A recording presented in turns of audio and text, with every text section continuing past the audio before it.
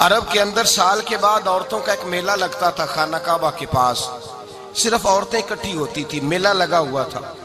ایک تورات جاننے والا یہودی عالم بھی آیا ہوا تھا، وہ بیبیوں کے مجمع پہ نظر ڈال کے کہنے لگا، بیبیوں مرد کا کام تو کوئی نہیں عورتوں کے مجمع میں بات کرنا، لیکن میں تمہیں ایک پیغام دینے لگا ہوں، اللہ کے آخری رسول جو مکے میں پیدا ہونے والے ہیں ان کے آنے کا وقت قریب آ گیا ہے۔ وہ بیوی بڑی خوش نصیب ہوگی جنہیں ان کی رفاقت ملے گی۔ عورتوں نے جب دیکھا کہ مرد آ گیا عورتوں کے میلے میں تو انہوں نے ڈانٹا جھڑکا، کہا چل اٹھا اپنی کتابیں اور نکل جا۔ حضرت خدیجہ کہتی ہیں باقیوں نے ڈانٹا پر میں نے بات پلے سے باندھ لی، میں نے پلے سے باندھ لی اور میں انتظار کرنے لگی کہ اللہ کرے وہ نصیب میرے ہی ہو، اللہ کرے مقدر میرا ہی کھلے۔ آپ فرماتی میں تسبیح پڑھتی، درود پڑھتی، میں اس زمانے میں جو اللہ کا ذکر جس طرح ہوتا تھا وہ میں شروع کرتی، اور جب فارغ ہوتی تو میں التجا کرتی کہ اللہ میرے نصیبے کھول دے۔ کہتی ہیں آہستہ آہستہ آہستہ آہستہ میں حضور کی تعریف سننے لگی، آہستہ آہستہ تعریف سننے لگی۔ نبی پاک صادق ہیں، امین ہیں، سچے ہیں، دیانتدار ہیں، اس برے اور میلے معاشرے میں بھی وہ سب سے اعلیٰ بھی ہیں اور سب سے اجلے بھی ہیں، وہ سب سے پاکیزہ ہیں۔ میں سننے لگی تعارف، آہستہ آہستہ میں ان کی گرویدہ ہونے لگی۔ ادھر نبی پاک صلی اللہ علیہ وسلم اپنے چچا جناب ابو طالب کے پاس رہتے تھے، قحط آ گیا، حالات بگڑ گئے۔ حضور سید عالم صلی اللہ تعالی علیہ وسلم سے چچا کہنے لگے بیٹے اگر مال تجارت لے کے شام جاؤ تو بڑا نفع کماؤ گے، ہمیں ضرورت بھی ہے، اور اگر ہو سکے تو ختیجہ کا مال لے کے جاؤ۔ نبی پاک نے کہا چچا میں نہیں کہوں گا کسی سے جا کے، میں نہیں کہتا کسی سے جا کے، جو میرے نصیب میں ہوگا میرا رب خود عطا فرمائے گا، میں نہیں کہوں گا۔ مصطفیٰ نے تو نہیں کہا۔ حضرت ختیجہ رضی اللہ تعالیٰ عنہ کہتی ہیں میں نے خود اپنی خادمہ کو بھیجا، میں نے کہا جا کے پوچھو تو صحیح کہ میرا مال قبول ہوتا بھی ہے کہ نہیں، پوچھو۔ نبی پاک صلی اللہ علیہ وسلم سے پوچھا، حضرت ختیجہ کی خواہش ہے کہ آپ مال لے کے جائیں، حضور نے قبول کر لیا۔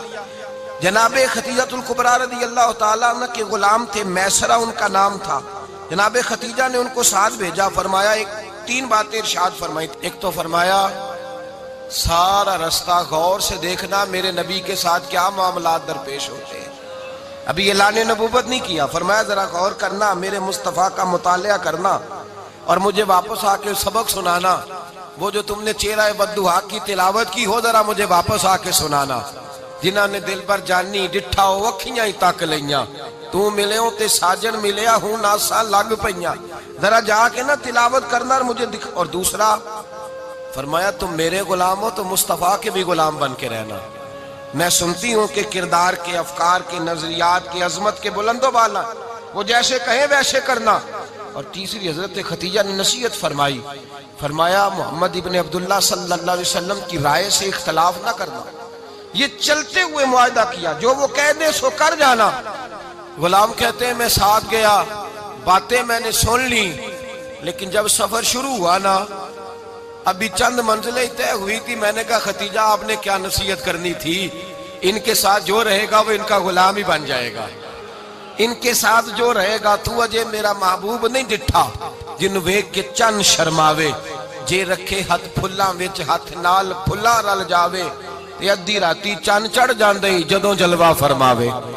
مایا جو بھی ساتھ رہتا غلام ہو جاتا۔ میسرہ کہتے میں گیا، تجارت شروع ہوئی، کہتے ہیں نبی پاک صلی اللہ علیہ وسلم جب منڈی میں پہنچے تو لوگ قسمیں اٹھا اٹھا کے مال بیچ رہے تھے۔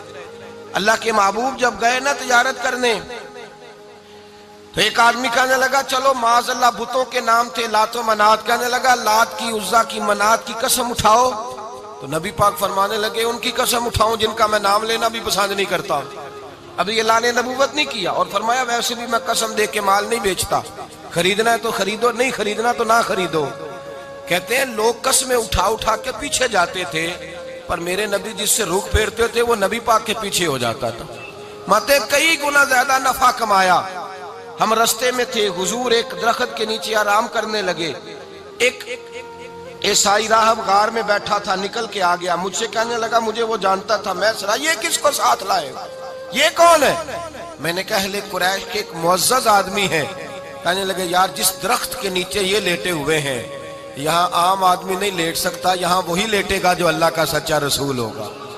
یہاں دوسرا کو لیٹ ہی نہیں سکا. یہ رسول ہے، ان کا خیال رکھنا. کاش میں اس وقت تک زندہ رہوں جب یہ نبوت کا اعلان کریں. میسرہ کہتے ہیں میں غلام ہو گیا. نبی پاک صلی اللہ علیہ وسلم کی ادائیں مجھے بھانے لگیں. جب واپسی پہ نکلے تو گرمی بڑی شدید تھی. فرماتے ہیں جب دھوپ تیز ہوتی تو بادل کا سایہ آ کے حضور پہ سایہ کر دیتا. بادل کا ٹکڑا نبی پاک پہ. اللہ جانے کہاں بیٹھ کے لوگوں نے کتابیں پڑھی ہیں جو کہتے ہیں 40 سال کے بعد نبی بنے تھے. پتہ نہیں کہاں بیٹھ کے کتابیں پڑھی ہیں. ہم نے تو جو سیرت پڑھی ہے وہ بتاتی ہے کہ تیری حیات پاک کا ہر لمحہ پیغمبر لگے، ہر لمحہ پیغمبر لگے. یہاں تو وہ لوگ جو کئی سال پہلے 20 اور 25 سال پہلے حضور سید عالم صلی اللہ علیہ وسلم کی رفاقت میں رہے، وہ اعلان کر لوگ پتہ نہیں کہاں بیٹھ کے کتابیں پڑھتے ہیں، کہاں بیٹھ کے. میرے نبی پاک سے صحابہ نے پوچھا حضور آپ کب نبی تھے؟ فرمایا ابھی آدم کی مٹی گوندی جا رہی تھی، ابھی آدم کی مٹی گوندی جا رہی تھی، میں تب بھی اللہ کا رسول تھا. میرے بھائی نبی رحمت سید عالم صلی اللہ علیہ وسلم کے غلام حضرت خدیجہ کے غلام کہتے ہیں واپس آیا. اور پہلے بھی کئی دفعہ حضرت خدیجہ کا مال گیا تھا، بڑے نفع آئے تھے، پر جو نفع اس سال آیا وہ پہلے کبھی نہیں آیا تھا. کہتے ہیں مجھ سے حضرت خدیجہ کی سہیلی بھی بیٹھی تھی، میں بھی آ گیا. اور جناب خدیجہ کی سہیلی کہنے لگی چل مال کے بارے میں کچھ بتا، کتنا بکا؟ میں نے کہا مال چھوڑو، مصطفیٰ کی سنو. اور پھر کہتی چلو ٹھیک ہے، بادل سایہ کرتا تھا، چلو ٹھیک ہے. تم سے راہب نے پوچھا تھا یہ صحیح ہے، انہوں نے تیری سارے رستے بڑی خدمت کی، تیرا بڑا خیال رکھا، پر یہ بھی بتا تجارت کیسے ہوئی؟ تو میں سرا کہنے لگا زندگی میں نے بھی ساری گزار دی ہے، پر اس رسول کے ساتھ 4 دن ہی گزارے ہیں. حد ہو گئی مجھ سے، اور کچھ نہ پوچھو، اور کچھ نہ پوچھو. آ میرے دل آمنہ کے لال کی باتیں کرے، اور کچھ نہ پوچھو، بس ذکر ان کا چھیڑیے ہر بات پر، اور چھیڑنا شیطان کا عادت کیجئے. بس مجھے حضور کے تذکرے بیان کرنے ہیں، ذکر مصطفیٰ کرنا ہے. حضرت خدیجہ الکبریٰ بڑی متاثر ہوئی. کہتی ہیں مجھے درجنوں لوگوں نے پیغام نکاح دیا تھا، پر میں نے سنی نہیں تھی. میں نے نفیسہ کے ہاتھ پیغام بھیجا. میں نے کہا میری عمر 40 سال ہے، ان کی 25 سال ہے، اور میرا احوال اور طرح کا ہے. وہ شہنشاہ ہے، جا کے پوچھو تو صحیح، بھلا میں قبول ہوتی ہوں؟ پوچھو. نفیسہ کہتی ہیں میں آئی تو وہ خاتون جن کے لیے لوگ بڑے بڑے قریش پیغام دیتے تھے، پیغام لے کے آئی. تو رسول پاک نے عجیب رنگ بیان کیا اپنی سیرت کا. جب میں پہنچی میں نے کہا خدیجہ نکاح کرنا چاہتی ہیں؟ نفیسہ کہتی ہے میرا خیال تھا کہ کوئی اور ہوتا تو کرسی سے اٹھ کھڑا ہوگا، فوراً کہے گا اچھا جلدی کرو بات کرو. جب میں نے آ کے کہا نا حضور خدیجہ نکاح کرنا چاہتی ہے، تو نبی پاک نے میری طرف دیکھا، فرمایا وہ کہتی ہیں کہ تم کہتی ہو؟ کہا وہ کہتی ہیں.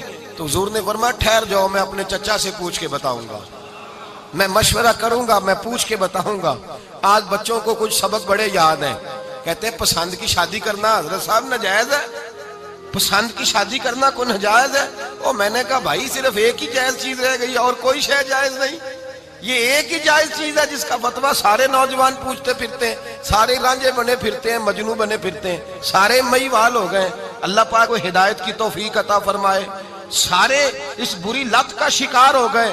او بھائی نبی پاک سوائے خدا کے کسی کے پابند نہیں، لیکن میرے مصطفیٰ نے اپنی امت کو یہ درس دیا ہے کہ جو بڑوں کے شفقت کے سائے میں چلتا ہے اللہ اس کی مدد فرمایا کرتا ہے.